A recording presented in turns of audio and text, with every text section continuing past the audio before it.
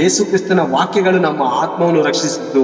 ಸತ್ತವರಾಗಿದ್ದು, ದೇವರ ದೃಷ್ಟಿಯಲ್ಲಿ ಸತ್ತೋಗಿದ್ದು, ಹೊಲಸಾಗಿದ್ದು, ನೀಚರಾಗಿದ್ದು, ದುಷ್ಟರಾಗಿದ್ದು, ದೇವರು ನಮ್ಮನ್ನು ಯೇಸು ಕ್ರಿಸ್ತನ ಮೂಲಕ ರಕ್ಷಿಸಿದನು ಅನ್ನುವಂತಹ ಶುಭವರ್ತಮಾನವನ್ನು ನಿಮ್ಮ ಬಳಿಗೆ ಸಾರುವಾಗ ನೀವೇನ್ ಮಾಡ್ತಾ ಇದ್ದೀರಾ?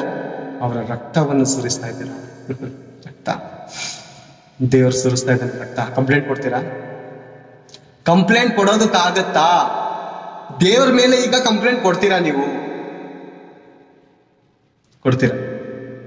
ಯಾವ ಬೇಡಿಗಳು ಇಲ್ಲ ಈ ಲೋಕದಲ್ಲಿ. ದೇವರ ಕೈಗಳಿಗೆ ಬೇಡಿ ಹಾಕುವಂತ ಯಾವೇ ಒಂದು ಖಡ್ಗ ಸಿದ್ಧವಾಗುವುದಿಲ್ಲ. ದೇವರ ಆತ್ಮಸ್ವರೂಪವು, ಆತನ ಆಯುಧಗಳು ಆತ್ಮಸ್ವರೂಪವಾಗಿದೆ.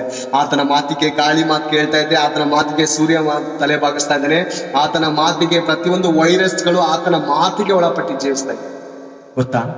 ರಕ್ತವನ್ನು ಸುರಿಸಿದ ಅಪರಾಧಗಳು ತಲೆ ಮೇಲೆ ಬರ್ತಾ ಇದೆಯಾ? ಬಂದಿದೆಯಾ?